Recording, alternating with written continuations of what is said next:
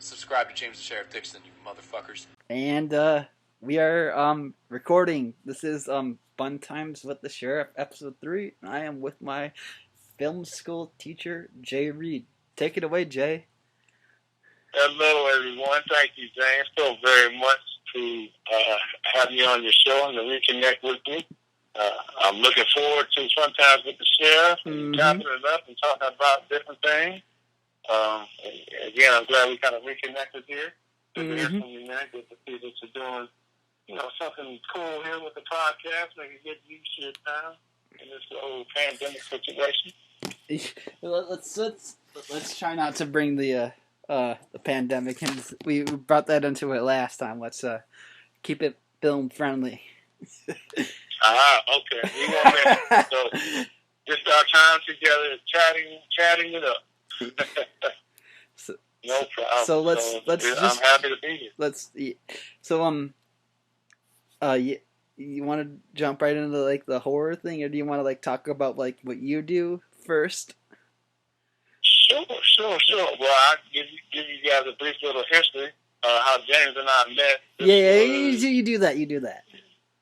Yeah. So this was 2014-ish. 15. 15? It was 15 when you came in. But the year before that, I had started as a director of a film workshop, ran in Junction through a local university there in Michigan.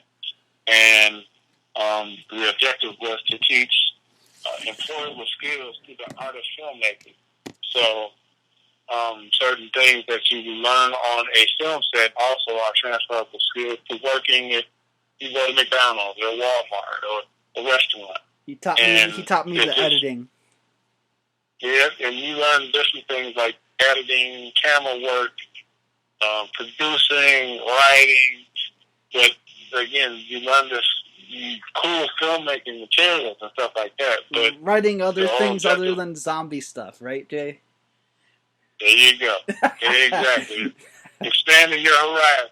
So you got to do that. But you learn so much more about it. You're not on through filmmaking, you learn about other things in life. That's what I'm trying to say. So certain soft skills, like communicating, writing. Well, yeah, that's how that situation came about. And James was a student in the classroom. And like James said, you talk about or you expand your horizons about other things aside from horror movies and stuff like that. But I know it's cool that we like certain subjects and we stick to them, but there are other things out there that you can always watch. So, it was a situation where I had that position for about a year, and the funding kind of went away, so I had to shift gears and shift directions in my career.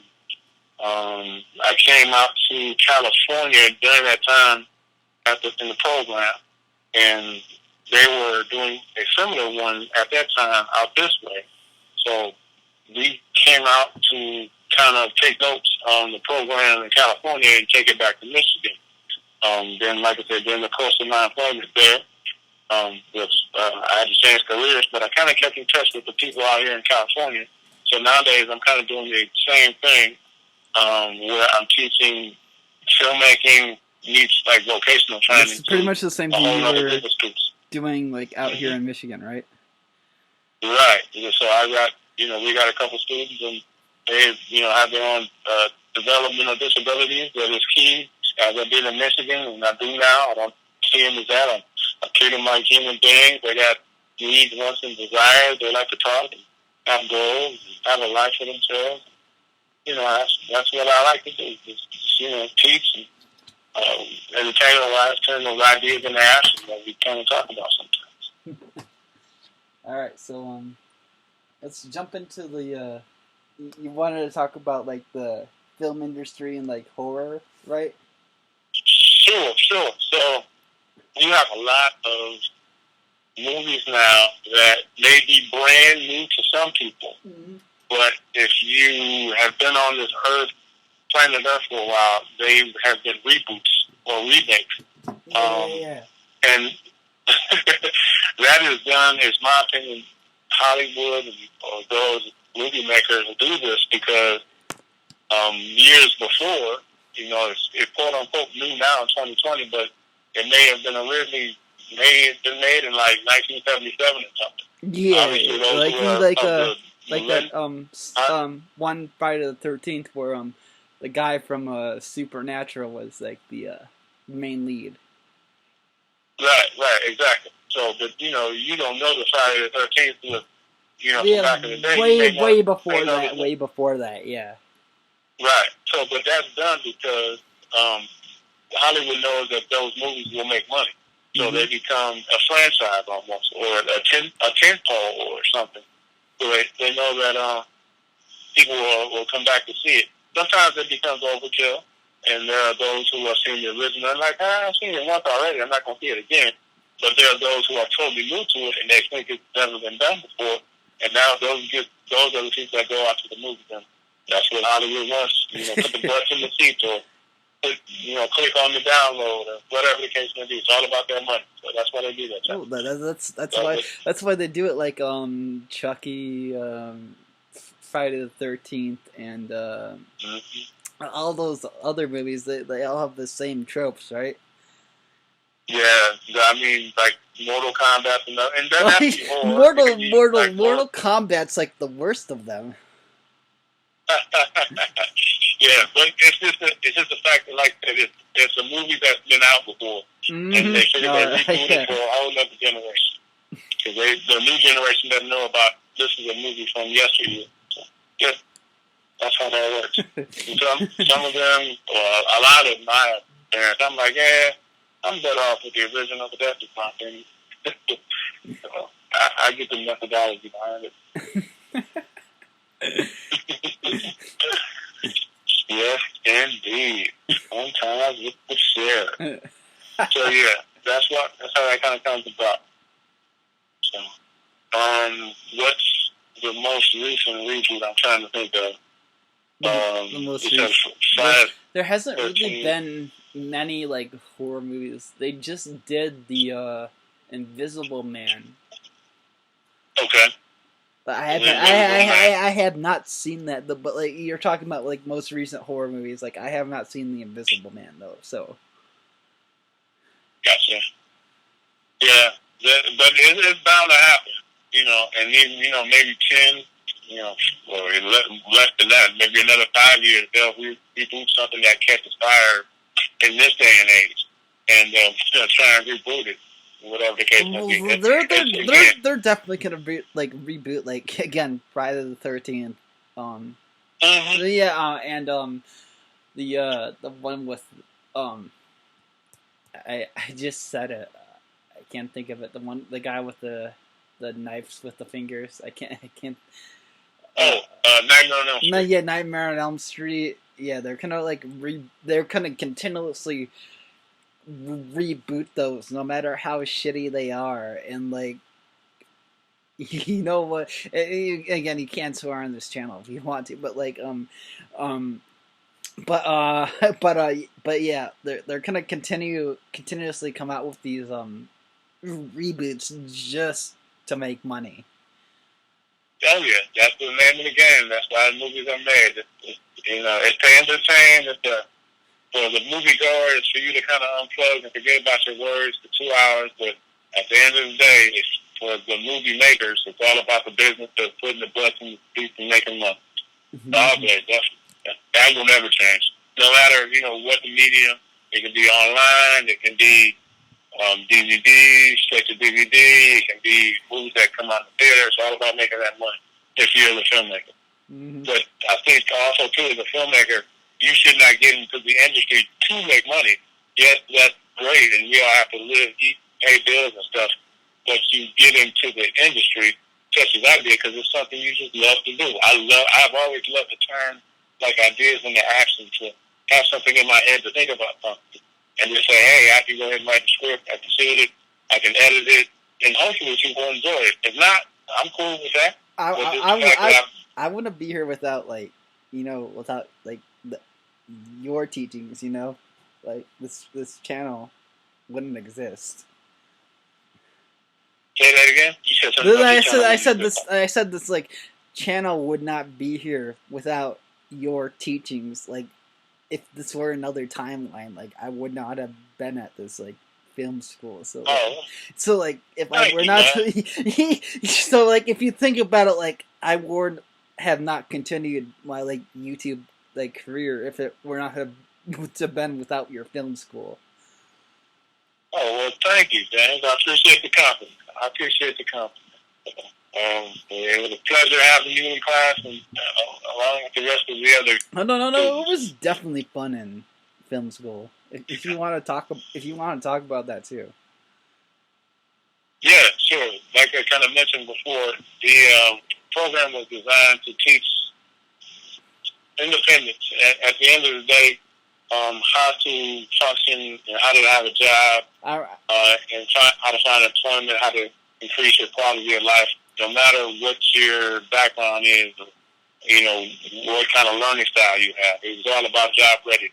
And it was a pleasure to kind of talk to you guys and hear your perspective on filmmaking and stuff. Did you want to talk about that, like, anime, like, the sub thing? Oh, yeah. So, the anime, what I've learned, especially, like, learning the program in Michigan, is animation and anime is always taken off. It's really grown in leaps and bounds, and I think that's just some people, they gravitate to it. Mm-hmm. And I'm finding out that you don't have to be, under the age of 18. It's like animations for everybody. So you got, your programs like your,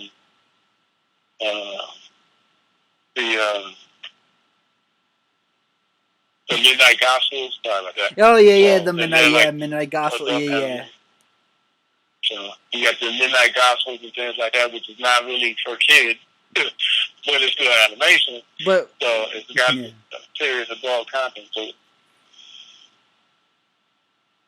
Well, the Dragon Ball Z bridge also falls underneath that. Yeah, Dragon Ball is another one. So Dragon Ball Z, I was gonna say Dragon Ball Z Abridged, also the YouTube one that you were saying you watched last night too. Definitely, the abridged versions, and I just found it funny that the abridged versions is what I've grown up. It's something that we didn't call it abridged version. Sometimes when we were bored, we would just watch any kind of program that we normally wouldn't watch, and cut off the value and make up our own voices and characters, and try and follow the storyline of what we saw on the TV. Just for fun, just for kicks. But now it's like a whole other thing now. You got the bridge version of Dragon Ball Z. You got YouTubers that do like bad lip readings or like, presidential debates. I mean, it's taking on a life of its own, and it's hilarious, I think. It's just true creativity at its purest form, because you're just taking something that's already there and you put your own little spin on it. So it's that's what I liked about the.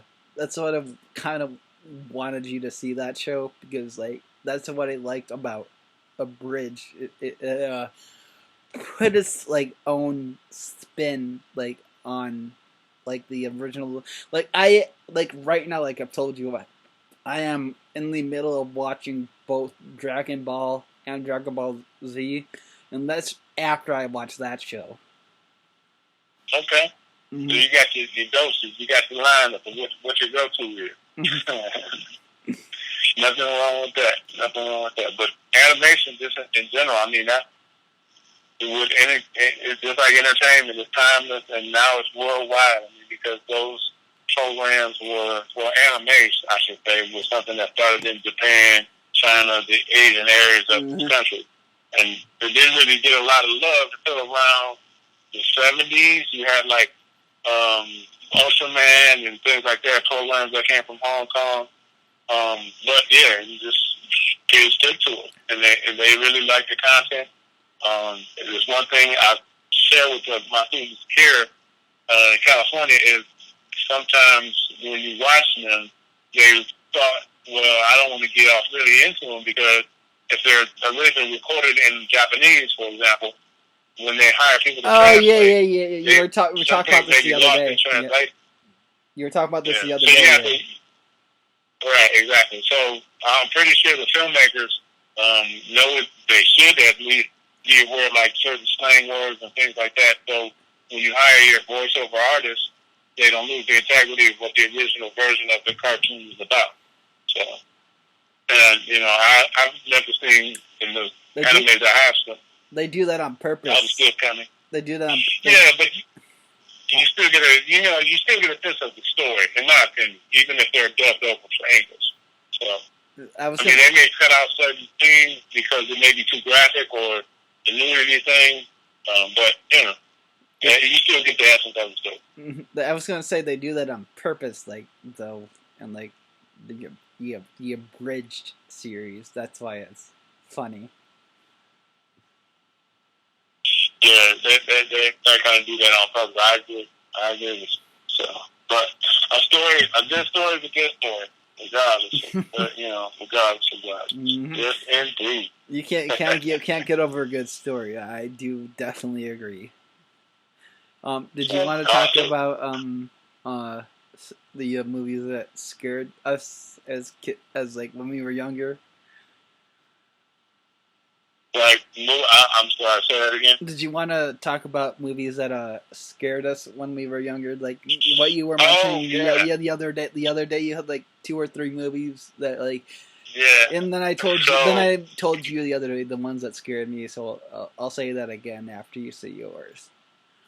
Okay. Yeah. So growing up as a child, there are horror movies that make you scared and make you stay up and sleep with the lights on, all that kind of stuff. But I think one of the ones was The Exorcist. I know that was a book originally. Yep, I remember Shelley butting in on that. Right. That was pretty scary because they did a good job of linking you in and things of that nature. Like Hellraiser was another one. The guy with the pins didn't say. And I think Creepshow was another one as well that came out in the 80s. The first Creepshow, there were 2 of them. Oh yeah, they remade that with the guy who made The Walking Dead. Yeah. See, there we go. This is a classic example of a reboot or a remake because no one, if you're 20 years old, you don't know about the first Creepshow that came out in the 80s. 23. Yeah, you're 20 plus. You don't know about, if you're 20 plus years old, you don't know about the Creepshow from back in the day. So I mean, yes, you're. But I do because of my film career. There you go. You gotta know what's out there. This is true. So as you were saying before I go into mine. Oh yeah, it's just the fact that it was just the storyline was great. Like Creepshow was kind of unique because it was built on a comic book, and you literally got a story from the comic book, and it was kind of turned into live action. So there were like little mini tales and stuff like that. Mm-hmm. But yeah, wasn't a Creepshow like kind of like Are You Afraid of the Dark kind of like thing, but like for like more like adults? Because they had like one story that had to do with like roaches and stuff like that. No, that's why I say more like for adults. Oh yeah, oh definitely. I mean, yeah. It's not like Pennywise or anything like that. Mm-hmm. No. It's not like a fear of clowns. Oh no, yeah, they're straight up adult story. Oh, definitely. It's not like the horror today, where Pennywise, people dressing up like scary clowns. Mm-hmm. That's another thing too, where art or life imitates art. Yeah. Like I've heard that many times before. Life imitates art. Yeah, I've heard that many times before. Yeah. That's kind of the difference in how things society, in Y2K versus 30 years ago wasn't like that. You didn't go dress up like a clown. I mean, if you did, you got laughed at, or you literally were a clown working a birthday party or something. But no one just willingly did that. Thought it was cool, but. I mean, nowadays people around Halloween. People do anything for a job. Yeah, I mean, so the work is I'd dress up like a clown for a job. Yeah, whatever works, man. I'm not judging, but people don't. There was a time where people didn't kind of see that stuff, or like we'll talk about Freddy, the guy, Nightmare on Elm Street. You didn't have a lot of people like willingly say, "Yeah, I'm gonna go out and take some knives in my fingers and go to school." You tape some knives. They usually get jokingly, but no one was like serious about it. I mean, but fast forward to 2020, and this year. Well, yeah, everybody takes seriously in 2020. Yeah, everybody thinks. I don't know what to say. Like, everybody takes seriously. I don't know. Yeah. Do you want me to say the movies that like scared me as a kid now? Go for it. Yeah, please do. It was Shaun of the Dead. Yeah, you're gonna laugh at that, and Placid, and Shaun of the Dead, and first the reason for Shaun of the Dead was that was the very first zombie movie, which is what got me into zombie movies. I was like about, I want to say 7, 8 years old, and my mom was like, if you're gonna watch zombie movies, you gotta watch Night of the Living Dead. It was a couple years later that I watched that, but I watched that. And then I was afraid of zombies after that. And then, but yeah, if you want to like add on to that before I jump into the next one. Yeah, no, the Shaun of the Dead for sure. I mean, and you got to realize too, obviously as a kid, what scares you as a kid is not gonna scare you as an adult. But my mom too. So like she was gonna like add on to that. You know that, right? Of course, it's your mom. Yeah. Yeah. She's like, if you're gonna see this, she's like, if you're gonna see this, you're gonna need to see like Night of the Living Dead. Like again, Shaun of the Dead was the very first zombie we ever saw, and I saw that with like the lights off and like that was the very first zombie movie I ever saw. And then she was like, now you need to see Night of the Living Dead if you're gonna get into zombie movies. And then after that, I saw Night of the Living Dead black and white, which is how you need to see it. Like that's how I prefer you see it. By the way. Yeah. Yep. I think, I agree with you on that. Like, certain horror movies in black and white had an element of spookiness to it. Like, I know there's, like, updated version of it, because it's, like, on, I think it's, like, on Amazon, because I have it in my queue to watch, like, later on. But, like, I know there's, like, an updated version of it. Okay, yeah. I mean, this, I don't deny it. I don't deny what you're saying. So yeah, all that. But yeah, it's just that horror thing is very. I don't know. I see why people, if you're starting off in the industry, people will do it because these storylines are kind of full, and it can be very. This kind of jumps us off into the zombie story line right here. Yeah. Yeah. Again? This kind of jumps us off into the zombie story right here, if you just wanted to go off into that. Yeah, the zombies and stuff like that, it's easy to kind of do, but and some people, with zombies, with that being said, some people believe in it. Like, my brother believes in it. There's going to be an actual zombie apocalypse. I believe that's going to happen by the end of the year, like murder hornets, like the end of this year, and then the government like releases UFOs the end of last month. Like, what's next? Fucking zombies? I don't know, man. I don't believe in the zombie apocalypse. That's not a natural thing. Like, bees, okay, yeah, because bees are, like, that's nature and stuff like that, but that's just my opinion. Or even, like, the things like, it's just different. It's like nature versus nurture, that type. That's all if it does happen, I just hope it's not like the there's that one George Romero movie where they can like actually think. You know the one I'm talking about, where like they're smart. Say again. If it does happen, the zombie apocalypse. I'm not saying it's not going to happen. I'm just saying if it does happen.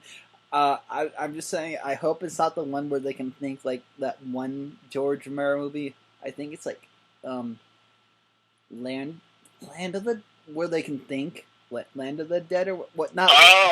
Yeah. I know. I remember talking about where the guy's like a car salesman or whatever. He has that jumpsuit on. Yeah.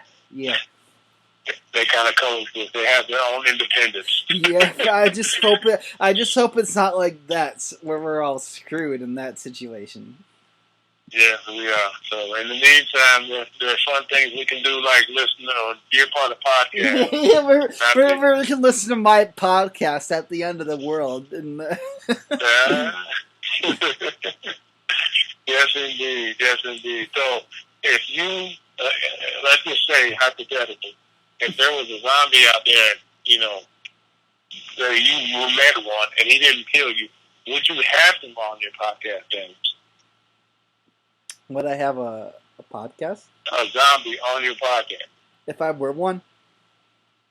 No, if you met one or were introduced to one and, you know, he didn't bite you or try and kill you, but... I probably would. If the zombie apocalypse happened, I probably would still keep my YouTube channel and my podcast going. Yeah, I probably would. Well, yeah, there are movies where like people like get the apocalypse happens, they still keep the like channels going. I would be that one person. It's like, yeah, this is what I've been doing since the apocalypse has been happening. They're interested to know. But that'd be cool. Like maybe they want their own thing, or they're just trying to, you know, kill off the humans or take over, or can they coexist with the human race? I don't know. Hopefully I never find out. That's all I'm trying to say. I'm fine with the one human race that we have on this planet right now. But I do believe, though, that we are not alone on this universe. I do believe there are aliens out there. Oh, okay. We can dip into that shit too. Like, that was my last podcast. If you want to talk about that. Yeah, I mean, I think there are. I mean, in this galaxy, the Milky Way galaxy, there are several planets, and some planets who have life. And sometimes life is of a human form or alien form. And I think sometimes they come from other galaxies and such. And, you know, they take out the scene. You haven't seen the movie? It's called Fire in the Sky. Contact is my favorite for like the if you believe in alien life kind of movie. Contact with Matthew McConaughey. Yeah. There's another one called Fire in the Sky. It talks about this guy. Is it on like Netflix or whatever? Is it on? I don't think Fire in the Sky. You can Google it and find out where it is. I'll definitely Google it after this since it's your favorite. So I'll definitely Google it. Contact was good too, but I don't think that we're alone in this universe. There are aliens out there that are studying us. You know, and I think rightfully so. I mean, you study this. State engagements don't let us know that you're studying. Mm-hmm. So it's all good. That's how it works. So the other thing that was on our list was our favorite movies, and I was going to say mine was the very first Jurassic Park. Yeah. Gene Attenborough and I'm drawing a blank. The guy that does the apartment.com commercials. Jeff Goldblum, Sam Neill, Jeff Nils, Laura Dern, Sam Neill. Yep. And they're all returning for the last one. Yeah. Speaking of reboots, so here we go again. What do you mean? What do you mean? They're all going, the reboots. I'm just saying, it is a coincidence. I'm being sarcastic here. Sarcasm's all allowed on this channel. Everyone knows. But I mean, you know, I didn't catch the last wave of the new Jurassic Park movie. I think I saw Jurassic World. I saw the original 1, 2, and 3, and then Jurassic World, which I think had Chris Pine in it, I believe. So you just saw the last one from so you just saw the first one from this newest one then. Yeah, exactly. I didn't see the other two. The other one's not released yet. The other one's like in limbo because of this virus. Oh, okay. Yeah. But I mean, you know, it's great that again we're being introduced to something that's been around for nearly, 1990, I think that's when Yeah, the first one came out. 1990, 1993. So, yeah, now it's just built enough audience. People know. I have the book for the original movie. Okay, cool. And I know that was something near and dear to your heart. I remember we did the 3-act story structure review of Jurassic Park. Yeah, I remember that. Yeah, I remember that. I think I still have that. If I do, I can send it to you. I still have the Robert Kirkman Award like taped to my wall right here when I do my filming for my YouTube videos. By the way, in the background. Oh, cool. Gotta have those mementos. Nothing wrong with that. So, what was your? Yeah. What was your? I said my favorite movie. What was yours? My favorite movie? Is that what you asked? Mm-hmm. Oh man. My favorite movie probably of all time, I probably would say Coming to America. It's a comedy with Eddie Murphy and Arsenio Hall. So it's about a prince who is from a royal family in Africa, and he is out to find true love, you could say. Okay. So he comes to America to find his bride. I'm gonna have to watch that now. It's Coming to America. Coming to America with Eddie Murphy, Arsenio Hall, James Earl Jones, Eric LaSalle is in it. So yeah, check it out. All right. Did you want to? After, I'll finish your thoughts on that. All right. I know. I'm just gonna say some of the Eddie Murphy's achieved in the '80s, and some of the characters that was in another movie called Trading Places, they make a cameo in Coming to America. It's hilarious how they kind of merge the two storylines together. Isn't Eddie Murphy Isn't Eddie Murphy from like the Nutty Professor? Is he from where? The Nutty Professor. Yep, Donkey. Yep, Nutty Professor. He's Donkey from Shrek. Oh yeah, same Eddie Murphy. Same Eddie Murphy. All right, we were going to talk about the Marvel movies. Remember? Oh yeah. So I was going to tell you my favorite one was Captain America: Civil War, and nobody is going to change my mind on that movie. Civil War. Team Iron Man, Robert Downey Jr. I like Robert Downey Jr. because Kiss Kiss Bang Bang and Charlie Chaplin and the Judge. He is great in all three of those. Yeah, that's why I love him as Iron Man. So yeah, Robert Downey Jr. does a great job of doing Iron Man. I like his sarcasm, but he has his serious. Robert Downey Jr.'s Iron Man, incarnate. If you read the comics, if you know Robert Downey Jr.'s backstory, he is Robert Downey Jr. Incarnate. Okay.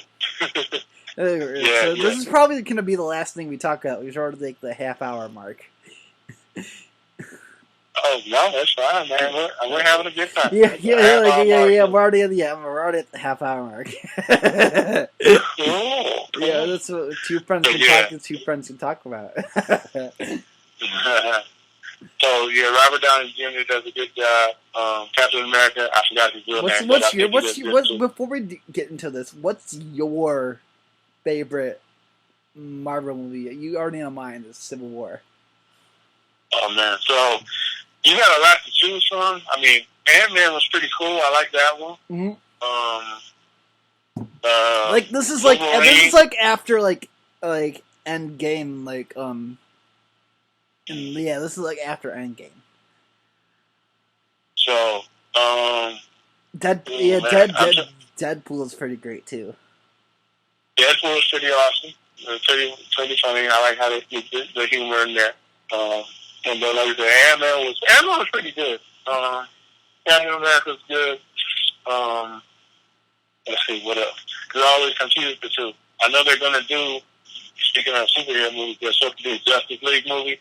So, but they be talking about that. Iron Man's not gonna return. Yeah, I like the theaters I was in for both Iron Man and Infinity War. They both had great reactions. Yeah, but you know why some actors they walk away from doing certain roles. You know that. Yeah, You know why? yeah. I was looking at the behind the scenes. And I was surprised that they don't make an awful lot amount compared to like Robert Downey Jr. who plays like Iron Man. Yeah, but you know, like let's say if, for example, if Tom Cruise wanted to stop doing Mission Impossible because I'm just saying hypothetically, he may choose to walk away because he doesn't want to be known as this Ethan. You know, Ethan from Mission Impossible. He wants to be known as the character. He didn't want to be like the bad guy, right? Yeah. Yeah, yeah. Or they want to be Titan. I think Tobey Maguire did the same thing. He kind of walked away. Yeah, but all the Spider-Mans are coming back up for the last supposedly air quote Spider-Man movie. Because we don't know if Tom Holland is coming back after his after his third movie. Like the other ones have a third movie, so. Yeah. And Tom Holland is my favorite Spider-Man, by the way, I just have to say. I can dig it. I've seen all the Spider-Mans with Kristen Dunst and Tobey Maguire. I haven't seen the Amazing Spider-Man. I just have to say, my best friend thinks like Andrew Garfield is his favorite. I just have to put this out there in the podcast. My best friend says his Andrew Garfield. That's where we disagree, and we're the same age, and we've known each other since we were 5. Back in the day. Nothing wrong with that. Gotta love That's where we disagree as in the Spider-Man situation. But you were trying to see your favorite Marvel movie. I don't think I can nail down. I mean, the ones I've seen I was pretty impressed with, like Captain America, Ant-Man, the Civil War. I saw that, I maybe got through half of that. It was like, 4 hours long. But, I think they did a pretty good job of casting the characters from the comic, and facing them or turning them into real life, believable character war, they're pretty good. So I think they do a pretty good job. I really don't have a favorite. I mean, I'm in the process, and I know I get teased by this by my cousins and my brother. They're movie buffs as well. So I'm like always behind in my movie watching. So especially my cousin, he kind of rags me about that. But it's all good. It's just I'll see what I said. I don't know. I trust me. I respect the comics and I respect the movie and making aspect of it. But for whatever reason, I've never gravitated to them. Like, I gotta go see it. Oh, so you never really like when they were like out. You never really like gravitated towards them. I would watch them like. What about Doctor Strange? He was like the second Iron Man, pretty much. Right. Like Strange. I saw it, but did I see that? No, I didn't see Doctor Strange. I haven't seen that one yet. But it's nothing like I gotta go. I don't know. Maybe it's just because I'm getting older or whatever the case may be. But I didn't gravitate to. I gotta go see that movie because number one, I get kind of tied up in other things that I'm trying to do creatively. Mm-hmm.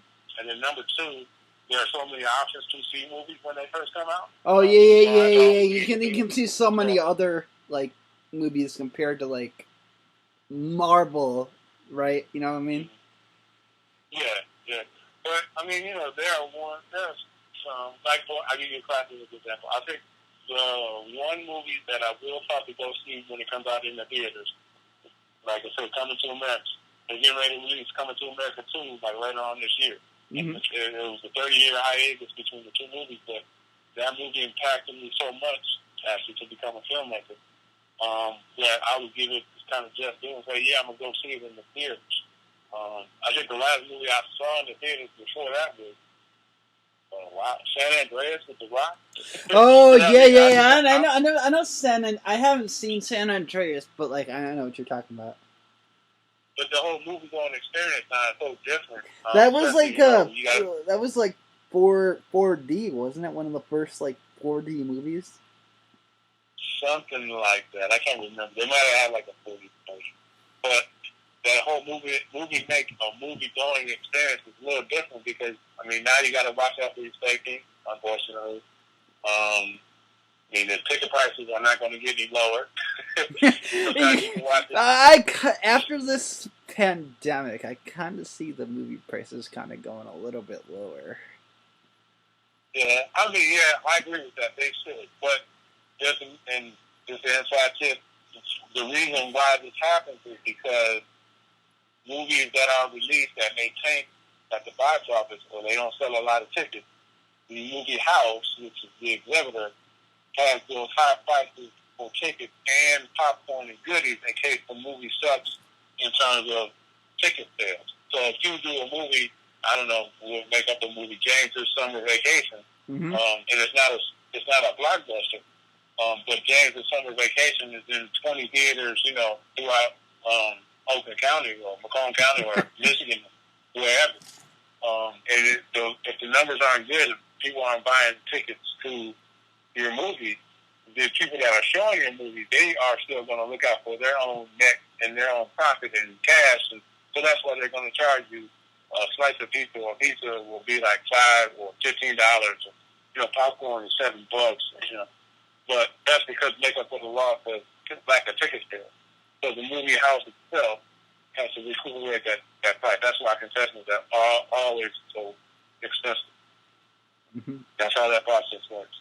So you can't really do that like with Netflix and stuff like that. But for the movie going experience, and you like to go out and be entertained, like I said before, just unplug and stuff like that would be great. But that's why those concession prices are so high. And just in case the movie kind of sucks, you know, there's a lot of for the box office. The movie house themselves, literally where they sell the thing.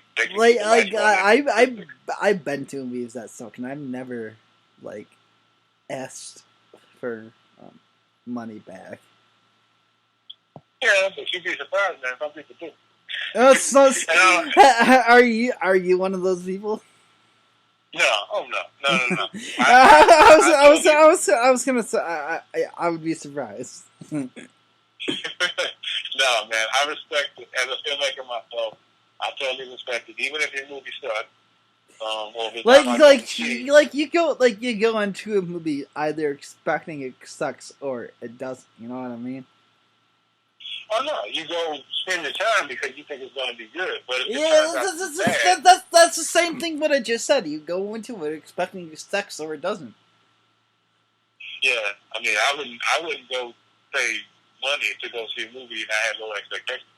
I go because I'm interested in it. I'm going into it expecting a movie review for my channel. There you go. But regardless, I'm not going to complain. Oh man, I want my money back because I know as a filmmaker, it's a grind. It's a marriage to make a movie. I mean, you're talking the months, weeks. It's like a marriage. Oh yeah, especially with this virus. Who knows how long? Exactly. Yeah. With this, I want to talk about nostalgia. I just finished watching the Star Wars, the Clone Wars series, which I've been watching. Okay. Which I've been watching since I don't know if I covered this in my last stream, so I'm covering this now. So I just finished watching the Clone Wars series. And I've been watching this since 2010, and this just brought this nostalgia factor to me, and it just brought closure to me. Has anything ever brought closure to you like that? I was watching this show that has been on since 2010, and it just closed 2 weeks ago, and has anything like that ever brought closure to you? Like a movie or a TV show? Yeah, either. Closure or reminiscence? Closure? I wouldn't say so. I mean, nostalgia. Oh yeah. Yeah, I'm saying if nothing. If it doesn't bring closure, I want to say nostalgia more than anything because, like, watching the final season of the Clone Wars was like going back to 2010 when I was just starting high school. Okay, I can be. I think, oh man, kind of nostalgia or just closure. Back in the day, there was a show called The Wonder Years with Fred Savage. Oh, I've definitely heard of that show. Yeah, so that was like something, and I didn't grow up in the 60s, but the fact that he talked about childhood and how childhood. Yeah. This is the only show. I just want to say before you go on. This is the only show where I've like experienced like, oh my god, this is like a show where I watched for 10 years and like now it's done. You know what I mean? Like fans demanded it ended it. Like then fans demanded they wanted like a continuation. You know what I mean? Yeah. I mean that's just like with not The Walking Dead, the one Game of Thrones. Yeah. I actually like the Game of Thrones ending. Like, despite what people say, I actually like the ending. I liked when Denny went mad and like. I don't remember the season finale, but like I liked the episode before that. Yeah, I mean, people didn't want that to end, you know. So I think they get a chance. I mean, and like you said, they get nostalgic or they reminisce or have some pass of time. Just imagine what I'm gonna say when The Walking Dead ends. Say what? Just imagine what I'm gonna say when The Walking Dead ends. I don't know, but I think that's a podcast within itself. Oh, that is definitely a podcast for itself. Just me, myself, and my scream. Yes, indeed. That should go viral right there, man. Yeah, man. But what were you saying? Yeah. Oh yeah, you were saying I was asking like the show that like struck you like. The Star Wars, the Clone Wars, like struck me like the show that like stuck with you the way the Clone Wars struck me like when it ended. Yeah, well, when it ended, I'm trying to think of one that was a series that ended. I mean, like I can look at it now in the whole reboot kind of what we talked about earlier, just looking at the first three Star Wars, not the first three, but episode. Oh, yes, 4, 5, and 6. Yeah, I mean, when those came out, and I look at it now, and I'm like, oh, wow, this is great. And, you know, it's still kind of timeless in a way. But, I don't know, in terms of closure or just nostalgia, I get nostalgia. I think, I'm just going to say, you just bring up Star Wars. I'm just saying this those that hate the new ones, I'm just going to say I kind of like them. And I like how the Emperor was brought back in the end because the Emperor is my favorite character. Okay. Yeah, exactly, haters. I like the Emperor. Man, whatever works. You like the Emperor? Exactly. Unsubscribe if you hate the Emperor. I'm not hating, man. I'm not the last one to hate. I'm gonna congratulate. Not hate. You're the one that brought up Star Wars, though. So I just had to say, like, I like Episode 9 because they brought back the Emperor, and I am in the Star Wars lore. Hey, nothing wrong with it. So, I had a chance. I don't know if you know this, Dan, but I did a movie in 2013 called Virtually Heroes. I'm going. Wait. Let me write that down so I can watch that. Virtually Hero. All right. Virtually Heroes, or they might have changed the title. It might be called Virtually Warriors. Virtually Hero, Virtually Hero, Virtually Warriors. Okay. Yeah. But Mark Hamill was the main character. I remember you were in weren't you like a Oompa Loompa or something? No, I was the line producer on that movie.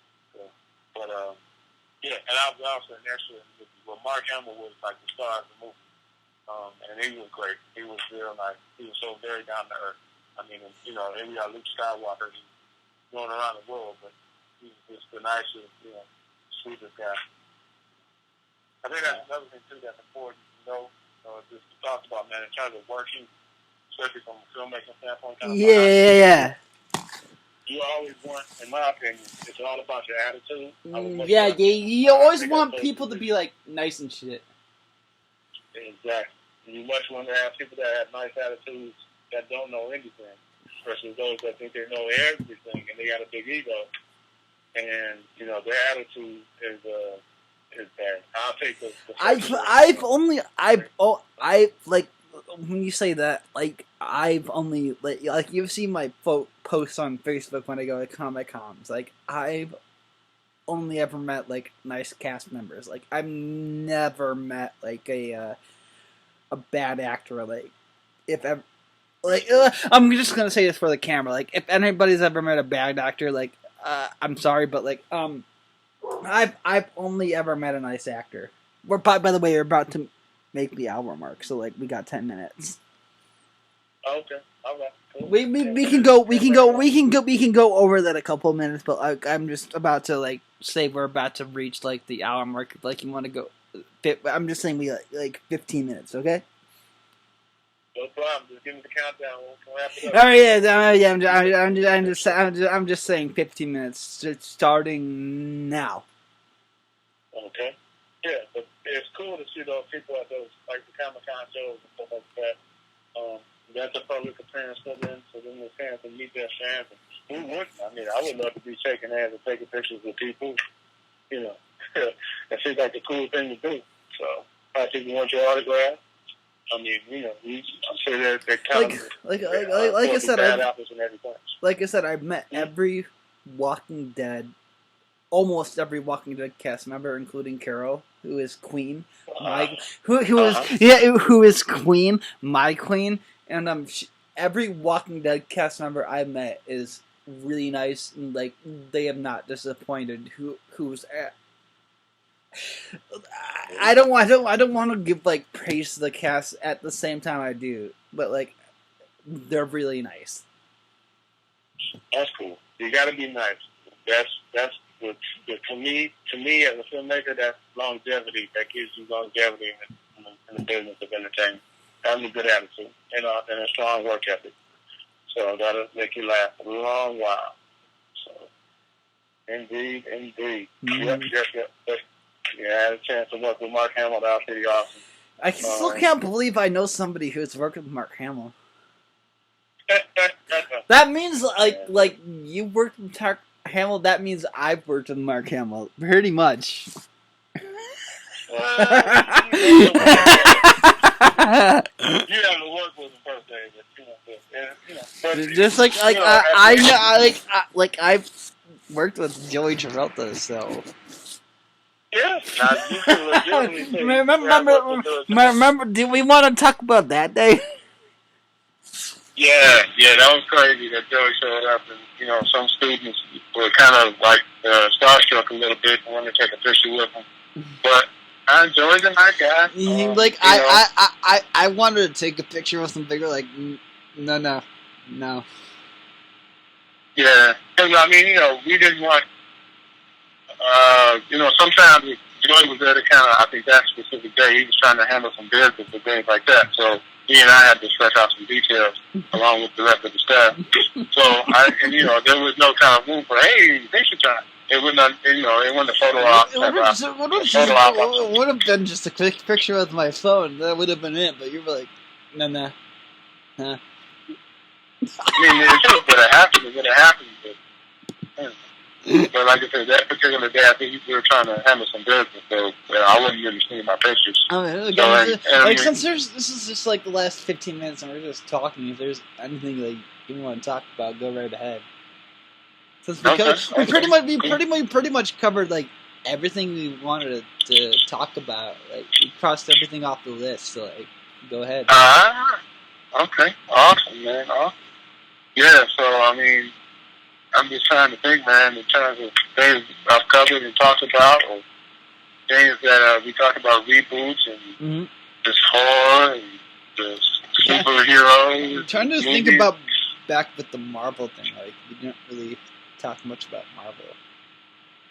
Yeah, I mean, I like I said, my stance with Marvel is I think they've done a good job with portraying the comic book characters and the actors that they've cast characters certain roles. Because again, you did say you did say you did not see like a lot of their movies like back in theaters. No, I got a feeling a lot of gaps. I will admit. I mean, I've seen like maybe 3 Wolverines. I saw the first Captain America.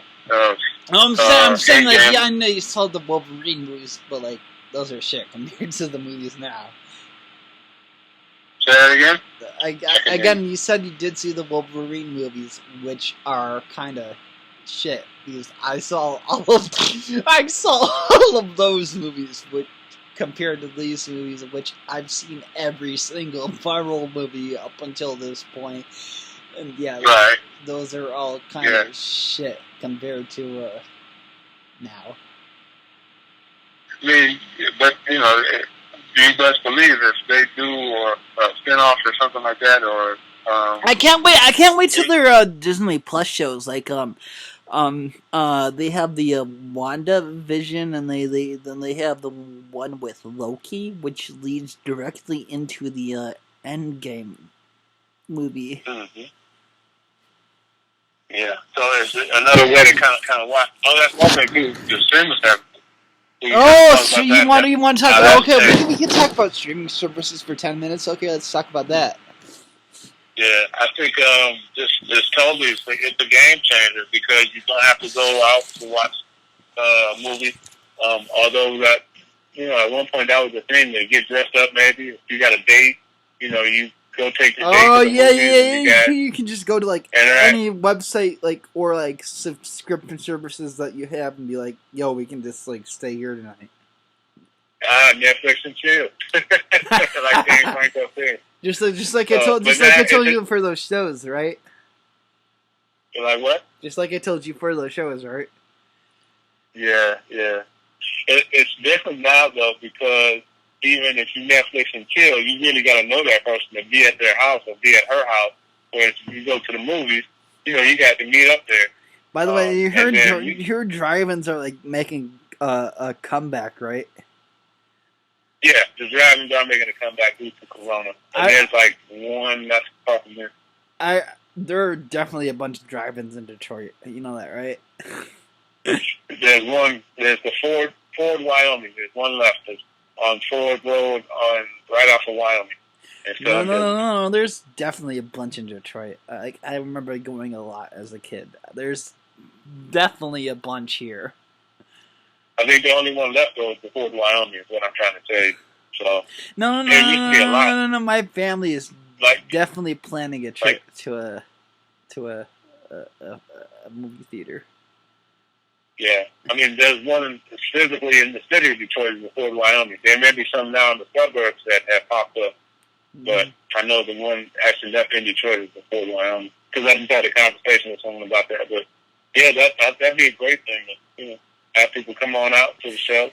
Well, yeah, I'd rather do like definitely with the shit that's going on. I'd rather go to a movie theater with the family than like, you know what I mean, be like stuck next to somebody in a movie theater. Yeah. I'd rather be stuck with a family member than like stuck with a random stranger. You know what I mean? Oh yeah.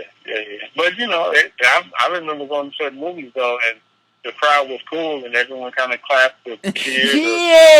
Yeah. That's the thing I'm gonna miss though. Is like when I went to see Infinity Wars and like seeing like the fucking reactions and like, you know what I mean? Yeah, and sometimes you have to go watch a movie twice because people will sometimes you do gotta go watch a movie twice. I do agree on that. Sometimes you do gotta go watch a movie twice.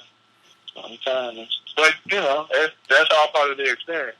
Now you can't really do that because you can pause a movie on streaming service. Especially. Again, you really do you want to talk about that? Do you want to talk about your thoughts on that Universal thing? What do you mean? The Universal? Yeah, Universal like pulling out on that, whatever. You mean like watching stuff at home? Yeah. Yeah, I mean you can just watch stuff at home now. You can pause it. You don't have to worry about people screaming and disrupting you. But you could do it. But you could do that all along though. So. Yeah, you can have watch parties like virtually. We've done that. My new position here, we've had a Netflix watch party where people tune in from different parts of the screen, and they still chat online about what they're seeing. So, it's great. I love it. I think that movies will always still kind of be around, like the movie theaters and stuff, because that's just what people know. But the streaming services, like how you can watch stuff on your phone, this is mind-boggling. I think the next thing to kind of take off, phased out is, or not take off slash phased out will be like the TV screens themselves will be like how much you'll have it'll be like a hologram. Like yeah, I know what you're talking about. Yeah, I know what you onto a wall or something like that. I know what you're talking about. Yep. So the TVs themselves, like the screens themselves, they went from being fat TVs to skinny, and now you won't need a screen. In the next 10 years, you can just from your phone beam a movie. Hey, I'm watching, Star Wars 9000. Yeah, there's like those futuristic movies, right? There's like Back to the Future, whatnot. Yeah, kind of, sort of. So it's like the projection system has changed. You won't need a physical TV to do it. You can look at it like, just on a wall to project it anywhere. That's coming up next. As soon as they get the technology right, they feel like it can come to market, because you also got to realize that kind of happens where you can just watch stuff anywhere, like a hologram. People are not going to buy TVs anymore. They're going to buy little projectors or phones or whatever technology is, and they got so possibly some television companies or manufacturers will forward and go out of business. Possibly. We'll see. All right. I think we're going to end it there. So I'm gonna end this. Right. I'm gonna end the stream. Elsewhere. All right. I'm just gonna stop the recording. Right. 1, 2, 3. Right. I just want to shout out an amazing channel, James the Sheriff Dixon. Oh, he's such a great guy, and he is super cool for coming to the show. I'm glad I got to meet him in person, and you should subscribe.